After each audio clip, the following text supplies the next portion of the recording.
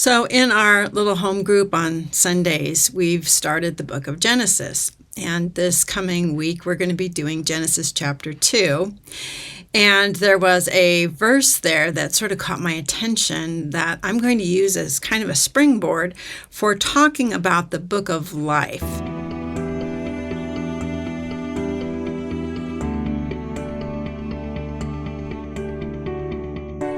Here's the passage in Genesis 2, verse 4. These are the generations of the heavens and the earth, when they were created in the day that the Lord God made the earth and the heavens. So here's the word that sort of caught my attention is these are the generations of the heavens. And you go, well, how do the heavens and the earth have a generation? How do they have a genealogy or whatever? And I realized that this word generation can also mean account. This is the account of the heavens and the earth. Here's the interesting thing is that this Hebrew word is used many times in the Old Testament for a genealogy or when you look at the generations of, Adam or Noah or Abraham or, any of the patriarchs. So in what sense does the creation have a genealogy? And what does that word mean in the context of the creation? So you may think I'm kind of nitpicking here, but actually it's questions like this that help you to understand the bigger picture of what's going on here. All we're given is just this kind of surface information, but there's a lot of other information that's actually packed away inside some of these words like generation or genealogy. So I'm just going to make some comments along the way. This is just some thinking that I've been doing just really over the last day or so. And one of the things that I realized is that God is a contract maker. That is, he makes contracts with his creation, and he is a meticulous record keeper. God keeps records of what he does, and he also keeps records of what we do. The book of Genesis can actually be described or thought of as the official record, the official record of God's creation, and it's God's contract with nature and with humanity. Genesis chapter 1 actually records the things that God created. It goes through day 1, 2, 3, 4, and so on, and tells you what God created. The reason this is important is because there is going to show up in the book of Genesis some other creations that God is not responsible for. So what God does is he gives a sort of a written testimony of his creation. Sort of the notary stamp on that is this word, the generations of the heavens and the earth, when they were created. So while people have genealogies and generations and accounts and so on, so does the sun, moon, and stars and the animals and the living creatures that swarm in the sea and fly in the air. God has a contract with all of the things that he's created. So there are going to be some entities who show up later in Genesis who God does not own. He does not have them in his bill of sale here. He doesn't have them in his receipt of what he's been doing. There is no written account for how it is that these beings ended up there. There's going to be some beings that he doesn't own. He doesn't have any contract with. So the book of Genesis really is God's testimony of what he did at creation, the things that belong to him, how everything is going to run and how it's going to work, and the goodness of his creation. This is really important because later on, a lot of the goodness will be gone from creation. But in the beginning, God basically testifies that what he did was good. Everything he made was good, and it was very good. Sin and corruption would come later, but these things were not a part of God's original creation. So in addition to the story of how these things came into existence and the boundaries that everything has and the rules that God established with regard to his creation, all these things are described in detail. Think of the book of Genesis as being the record of the contracts God made with his creation in the beginning. Light and darkness would be separated, and that's the rule. There wouldn't be a mixture of light and dark together. The waters above would be separated from the waters below. The sun, moon, and stars would shine in a predictable rhythm of day and night. These are the laws that God established. Plants, animals, and man would reproduce according to their kind, and mankind would exercise dominion. Humanity, mankind, Adam, men and women, we are the delegated stewards of God's creation on the earth. So the stewardship aspect of man's dominion is a part of what it means to be created in the image of God.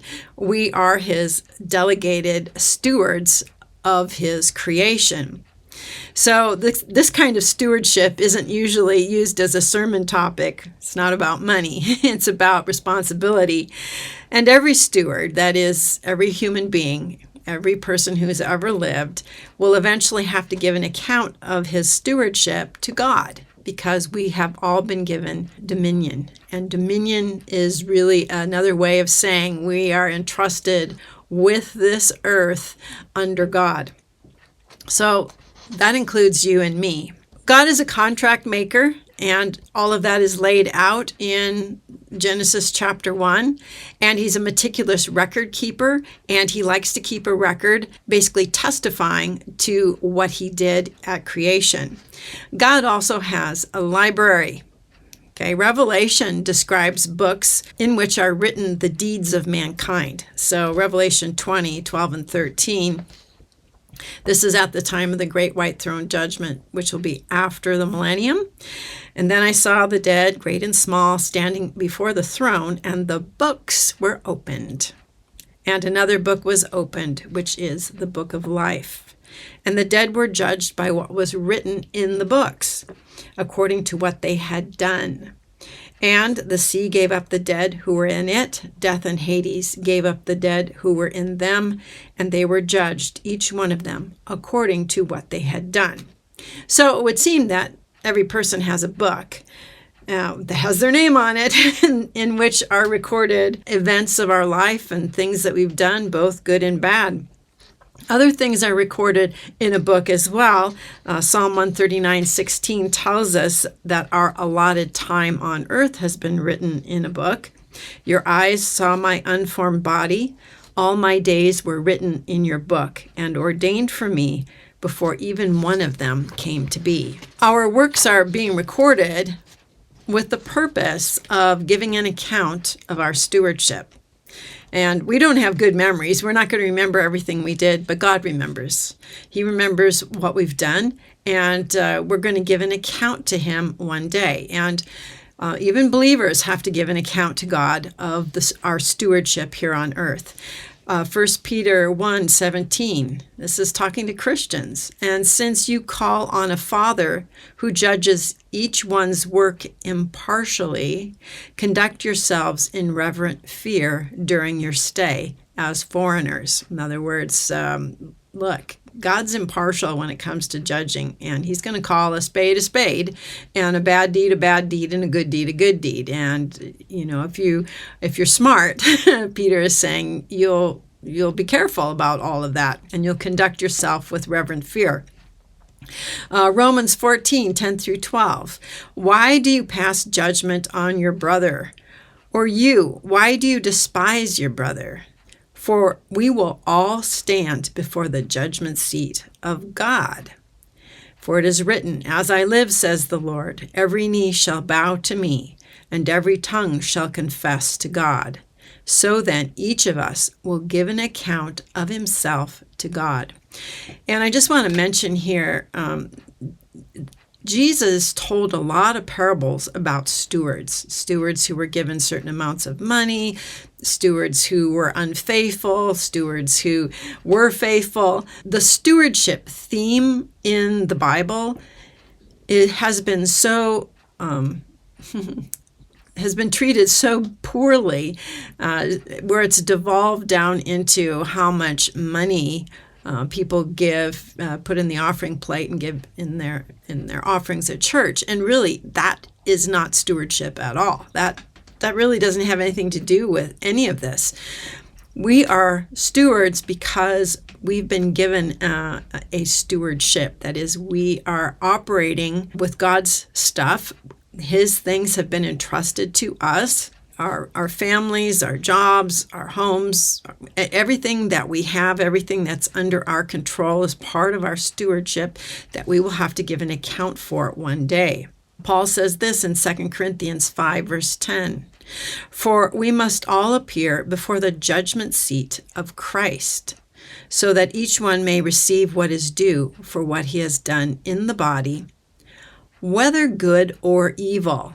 And I know a lot of pastors teach that the judgment seat of Christ is only for reward, but that isn't what it says here. It says here that we're going to receive according to what we've done in the body, whether good or evil. Revelation 22:12, Behold, I'm coming soon, and my reward is with me, to give to each one according to what he has done. And Matthew 12:35 through 37, The good person out of his good treasure brings forth good, and the evil person out of his evil treasure brings forth evil. I tell you, on the day of judgment, people will give account for every careless word they speak. For by your words you will be justified, and by your words you will be condemned. One of the important aspects about Bible study, when we're doing Bible study, is identifying the first mention of something. A lot of times the first mention is going to give us, in seed form, the foundation for a theme that's going to be developed throughout the Bible. So what we want to do is actually look at a word, its first usage, the context in which it's used, in order to get a feel for kind of how that word is being used, spiritually speaking, and in the scriptures. The first mention of the word book, okay, the first mention of the word book is found in Genesis 5:1. This is the book of the generations of Adam. When God created man, he made him in the likeness of God. Now, that name Adam could simply mean man or mankind, because Adam and mankind, it's the same word, Adam. This is the book of the generations. And again, this is word generations is that same word that was used about the generations of the heaven and the earth when they were created. So we're talking about an official account now of Adam and his descendants. And as a reminder, in Genesis 5:1, God is also saying that God created man in his image and likeness. So men who are created in his image and likeness have a book. We're told that God made humans, people, men and women, in his image and likeness. And one aspect of being created in God's likeness is exercising dominion over certain aspects of God's creation. In our case, we have dominion over the earth, over the creatures that inhabit the earth, and the birds and the fish and the ground. And man's role under God is that of a steward. So only mankind is given this dominion. Only mankind has the stewardship of the earth. Stewardship of the earth was not given to any angel. Okay, no angel has the stewardship of the earth. This is not the dominion or the domain of any angel. That is the birds and the fish and the earth itself. The stewardship of the earth is kind of like a birthright that transfers from one generation of people to another as people reproduce after their kind. Okay, so Genesis contains a number of genealogies, that is, records of generations of people, including Cain. He has a genealogy, Adam, Noah, Abraham, and so on. And in Genesis 5:1 here, we have the book of the genealogy of the descendants of Adam through his son Seth, because remember, Cain was banished and Abel was killed. And so the birthright now of the firstborn goes through Seth. And it stopped in this case at Noah. So there's a break in the genealogical record until we get to Genesis 10. And that's when the genealogy picks up again where Genesis 5 left off, beginning with Noah. So it resumes the record of Noah's genealogy, his sons, and their offspring. Genesis 10:1, these are the generations of the sons of Noah, Shem, Ham, and Japheth. Sons were born to them after the flood. And then you get basically the table of nations and all the descendants of Shem, Ham, and Japheth. The significant part of this is that interruption in the genealogy after Genesis 5, and it ends with Noah. The genealogy goes from Adam through Seth and so on down to Noah, and then it stops. Now, this interruption of the genealogical record with Noah is really significant.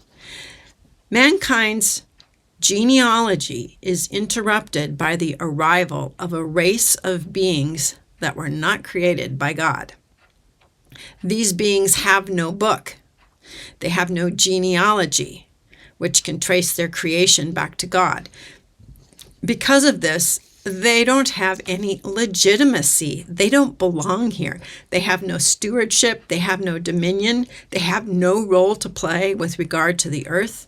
They were not created using the rules established by God, where everything is made by God and then everything reproduces after its kind. That's in Genesis 1:24, among other places. Genesis 6 tells us what happened in the break between the genealogy of Genesis 5 and where it restarts in Genesis 10. Genesis 6 talks about how when man began to multiply on the face of the land and daughters were born to them, the sons of God saw that the daughters of men were attractive, and they took as wives any they chose. And the Lord said, my spirit shall not abide in man forever, for he's flesh. His days shall be 120 years. The Nephilim were on the earth in those days, and also afterward, when the sons of God came into the daughters of man, and they bore children to them. These were the mighty men who were of old, the men of renown. And I think these are the demigods of Greek and Roman mythology. But the question here is, who are the sons of God that saw the daughters of man? Well, the sons of God in the Old Testament, it's always a reference to angels. It's always a reference to angels. Certain angels decided to leave their heavenly stewardship because every created being that is a sentient being has a stewardship. Every angel has a stewardship. They have a domain. They have something that they are responsible for, something that they are ultimately going to be judged for. What happened was certain angels decided to leave their heavenly domain, their heavenly stewardship, assume human bodies, marry human women, and have children by them. They overstepped the boundary by engaging in forbidden relationships. So egregious was this act that the angelic instigators were placed in chains in the pit until the judgment of the great day. And Jude verses 6 and 7 talks about these angels. The angels who did not stay within their own position of authority, that is their own domain, but left their proper dwelling. And again, this word dwelling is the same word that Paul uses to talk about our heavenly dwellings that we're going to live in. He has kept in eternal chains under gloomy darkness until the judgment of the great day. Just as Sodom and Gomorrah and the surrounding cities, which likewise indulged in sexual immorality and pursued unnatural desire, serve as an example by undergoing a punishment of eternal fire. So the generations of man, that is the generations of Adam, are recorded in a book. The Nephilim, produced by the intermarriage of the sons of God with the daughters of men, have no such biblical record. They have no record of father, like individual father by name. They have no record of their individual offsprings by name.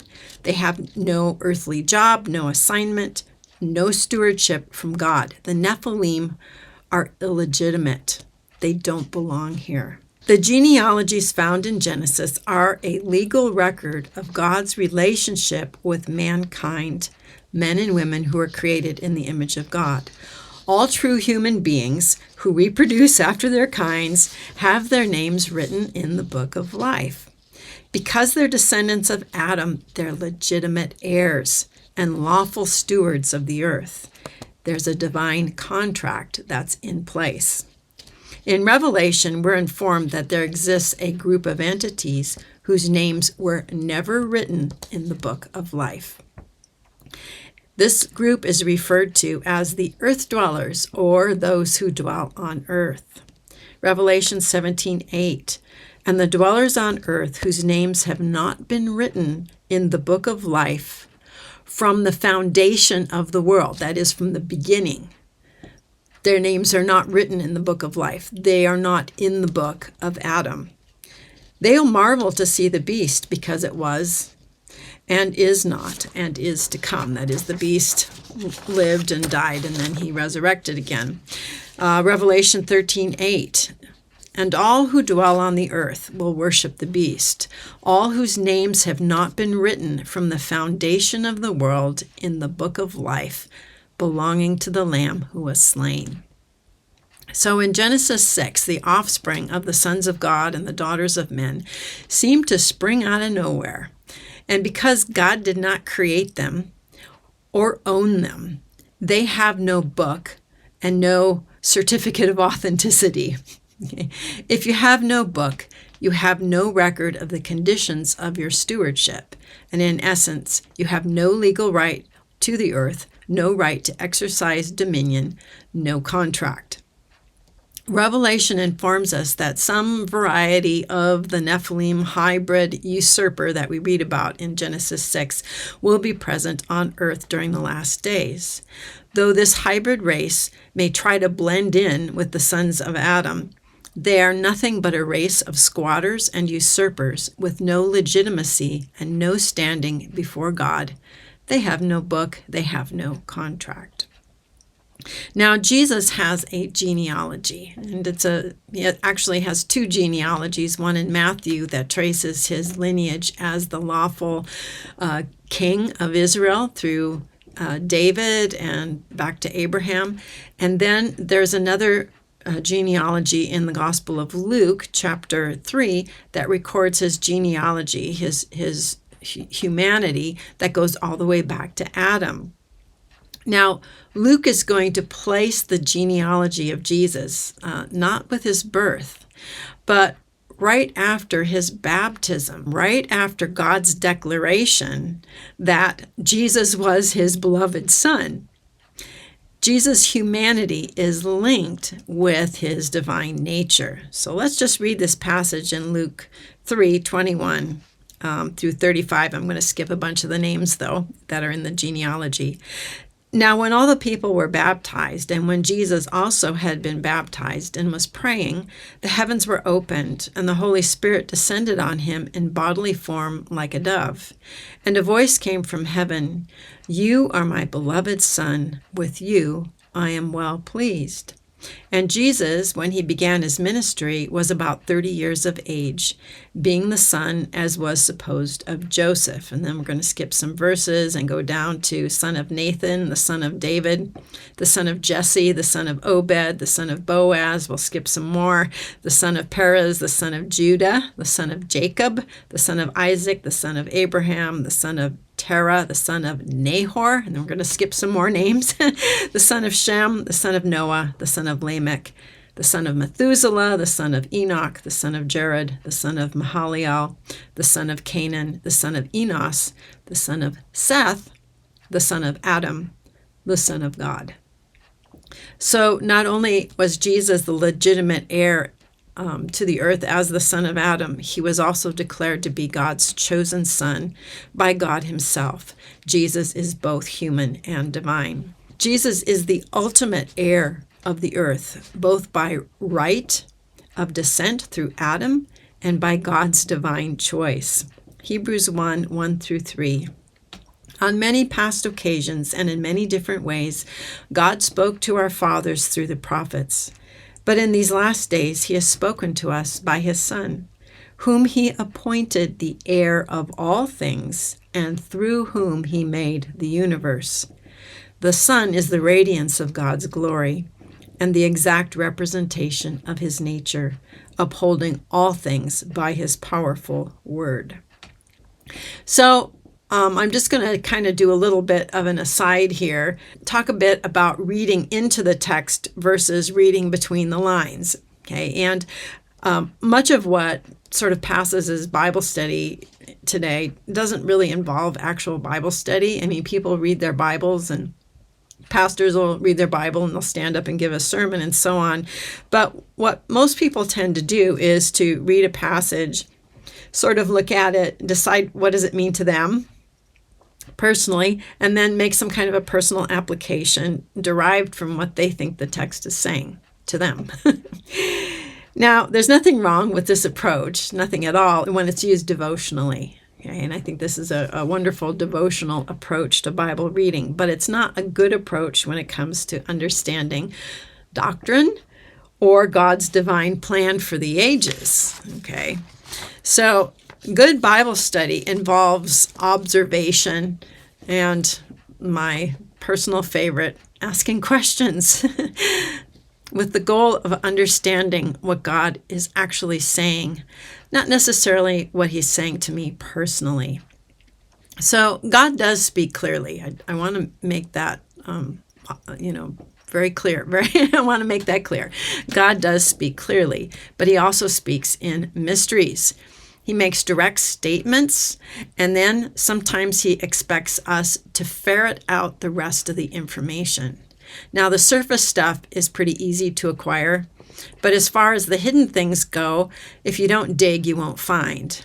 Proverbs 25:2, it's the glory of God to conceal things, but the glory of kings is to search things out. So a lot of people would say, well, why does God hide things? Why doesn't he just leave it all laying around on the surface? Well, God doesn't exactly want to cast his pearls before swine. Not everything that he's doing is going to be out there in the open. Only people who really care, only people who really want to know. And the other thing is that you're accountable for what you know. And if you don't know, then you're not accountable for it. So when Jesus taught, he often taught in parables so that people who wouldn't see wouldn't be able to see, and that people who wanted to see would be able to know. The Lord does communicate clearly, like this verse right here. This is the book of the generations of Adam. When God created man, he made him in the likeness of God. That's a very clear statement. There's a book that records the descendants of humanity, mankind, Adam, and these are the people who are created in God's image.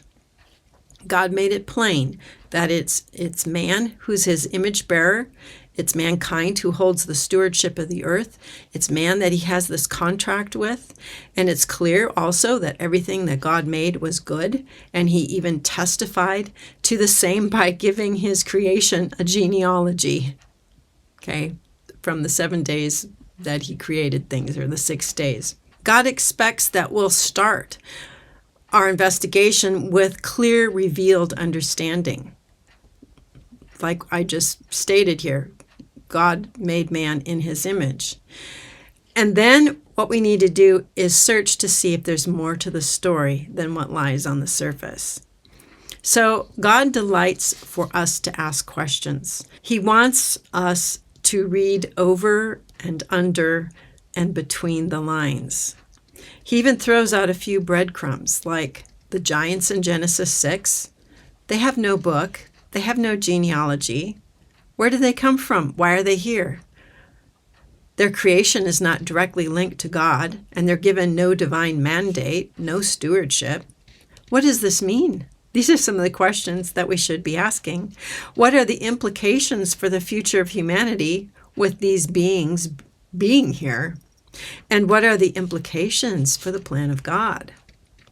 So the genealogical record of humanity, which began in Genesis 5, was interrupted by the appearance of an illegitimate hybrid race.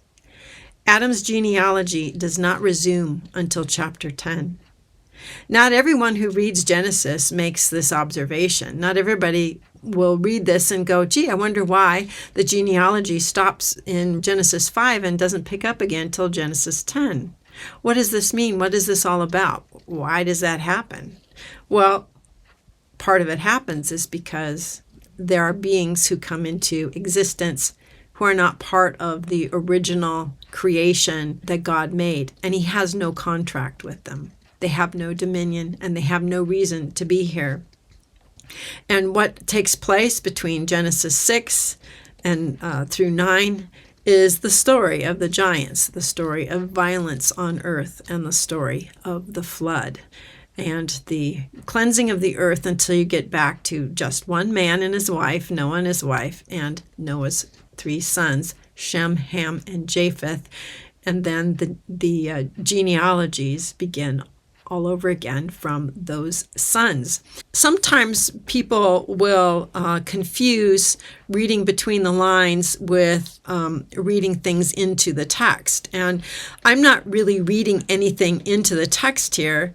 I'm making observations that this is a fact. There is no genealogy after Genesis 5 until you get to Genesis 10.